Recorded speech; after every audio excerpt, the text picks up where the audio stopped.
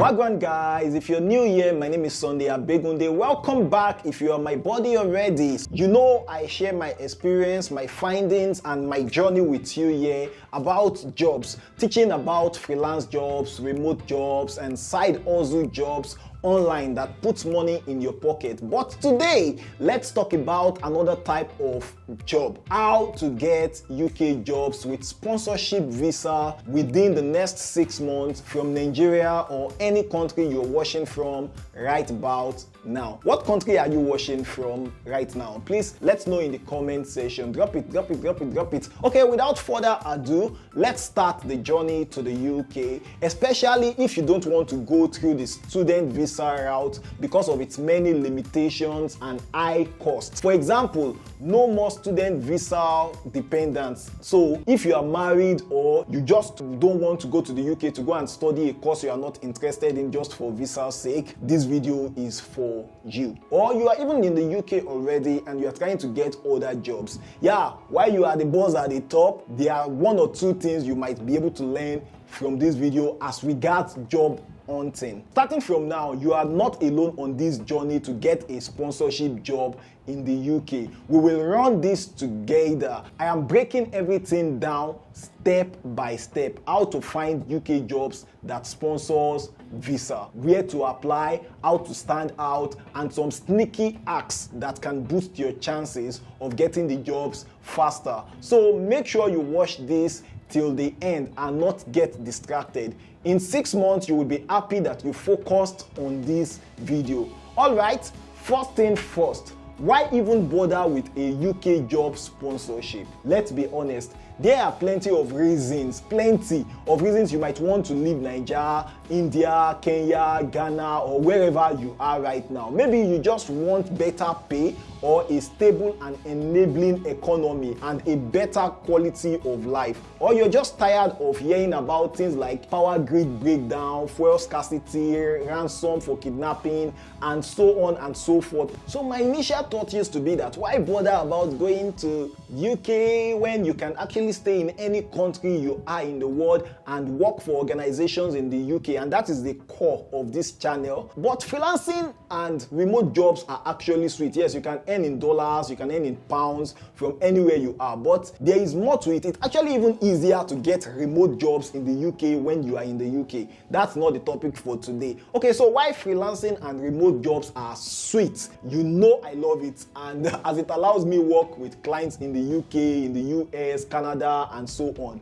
But isn't it better to travel physically to the UK where one is actually opened to job opportunities, better job opportunities and more? You know, you have the option of global talent visa. That's actually the first recommendation, but that is for a few highly skilled individuals. Regardless, that part is also worth considering, although it is slightly more expensive. So we are focusing on the less costly means of getting into the UK as a person with transferable skills. I mean, you want to get a job.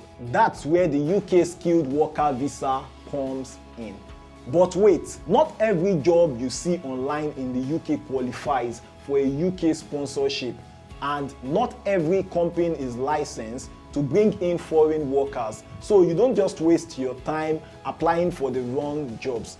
That's why you need to be strategic and follow these 4 steps I would share with you right now. Step 1, the immigration salary list. What's that one again? So in this year 2025, the United Kingdom changed things up a bit. The shortage occupation list is now called the immigration salary list. Why should you care about this list and the new change?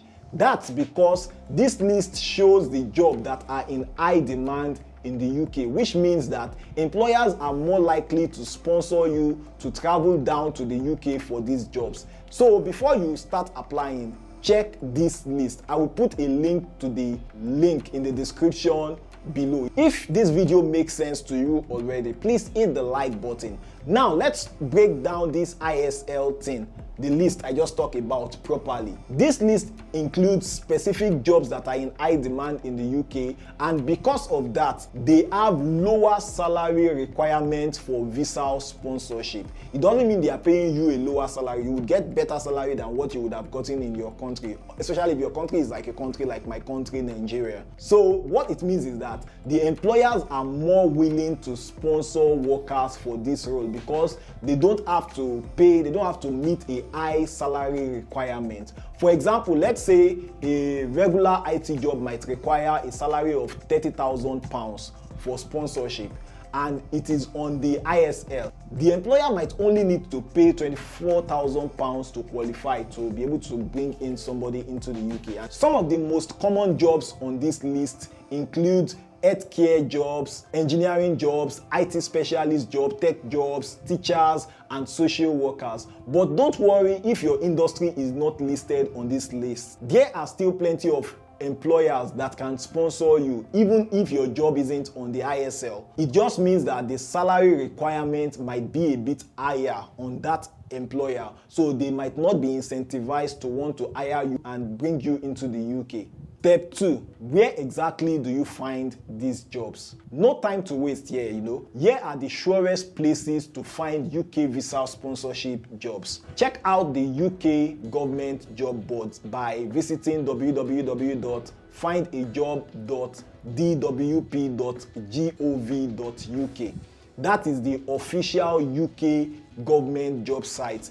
Just search for visa sponsorship jobs. Next, check the UK sponsorship license register by visiting their website www.uktlforsponsors.com. This lists all the companies legally allowed to sponsor foreign workers. So if you find a job elsewhere, say maybe on a general job board like LinkedIn, check this site for the company's name to see if they can actually sponsor you before you spend your time applying for that job. You can also find jobs on general job boards such as indeed.co.uk. You search for something like skilled worker visa sponsorship, or just search for sponsorship or any of those keywords.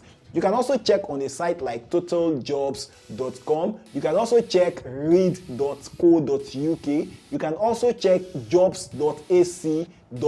That's for academic jobs. And lastly, you can also find NHS jobs in the United Kingdom by checking their website www.jobs.nhs.uk. This is a jackpot for those that are in the healthcare industry, like my wife, who is a medical doctor. But you sure need to take some professional examinations for this. For doctors, you need to write lab. For other health practitioners, they write other exams. So you just need to make findings about the specific exam that you need to take, except if you are willing to actually switch from your core profession in the healthcare industry, maybe like to something lesser. Oh wait, where exactly do you start applying for jobs? So if you're feeling overwhelmed and you just don't know where to start with the UK government website. There find a job feature on that website, and also indeed.uk. These two have thousands of sponsorship jobs listed daily. See the link in the description below. Find a job. That's gov.uk/find-a-job. Then indeed.uk. You can also check uk.indeed.com.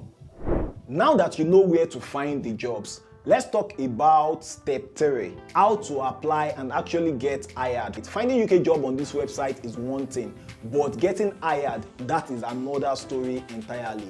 Here are some things you can do to stand out in the job search. Number 1, use a UK style CV. That is, forget about long stories. You don't need your age, adding photo to CV. Make your CV very short. Make it skill focused and tailored to each job.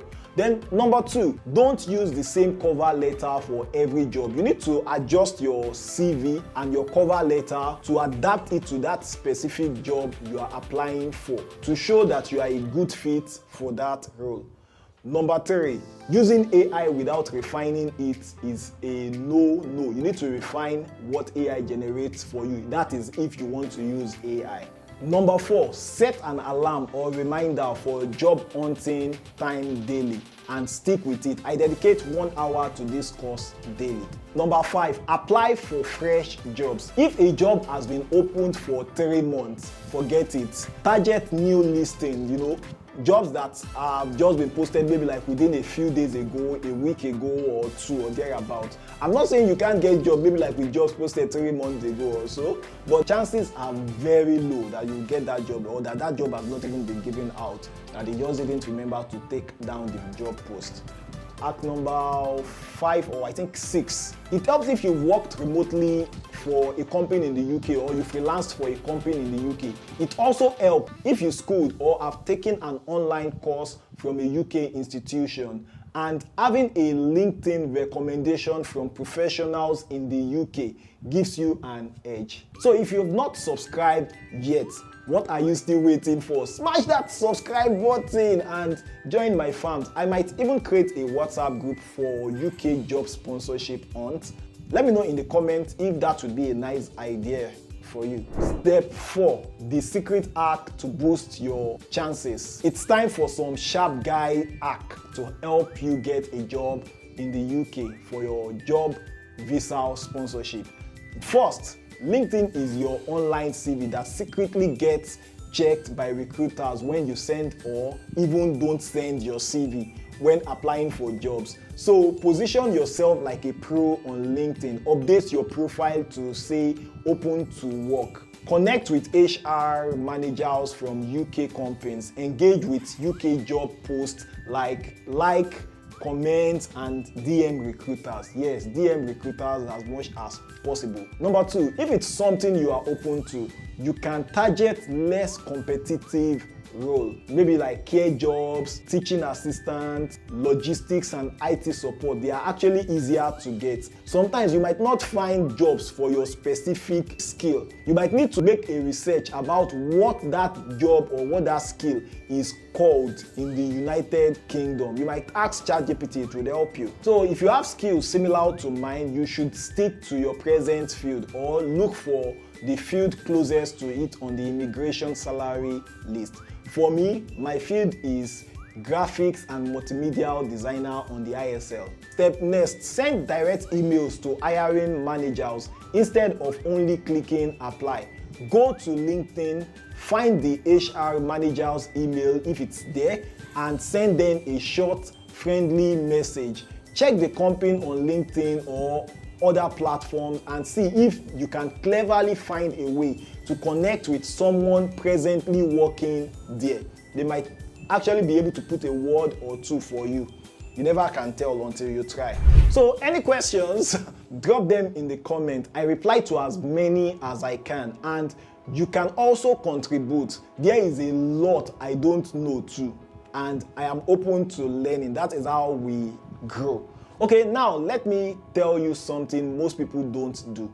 Cold emailing. And cold emailing actually works irrespective of the type of job, whether job sponsorship, whether you just want to get a remote job or freelance job. So if you see a job listing and can find the hiring manager's contact, send them a direct email. Keep it short and sweet and polite. For example, you can send something like, "Hi, hiring manager's name." You should definitely see that. "I saw the content producer," you can put your own job role there. "I saw the content producer role on Indeed or any site where you find the job, and I am really interested. I have experience in," then you mention the experience that you have, the relevant skills that you have in that field, "and would love to bring my expertise to your team. Are you open to reviewing my CV?" Sometimes asking questions is a way to trigger the prospective hiring manager, the prospective recruiter to respond. Because let me tell you the truth, you're going to send a lot of CV and not get to respond. It is normal. It is normal in freelancing. It is normal in remote jobs. It is normal in normal jobs too. Like the physical job, like the sponsorship job you are trying to get in the UK. So expect rejection, a lot of it. Like my brother jokingly say, rejection na water. So just keep sending. That's more reason why you need to dedicate time to like keep sending. For the next 6 months, let's assume that you send maybe like 2 a day or 1 a day or 1 every 2 days. Within the next 6 months, you would have sent over 100 CVs. Then it can't be that bad. It can't be that bad. Don't forget that you need just 1 job to sponsor you for your UK visa. Hope you understand everything I have shared. Comment if you do. Check out my other videos here on this channel. I would see you in the next video. Bye-bye.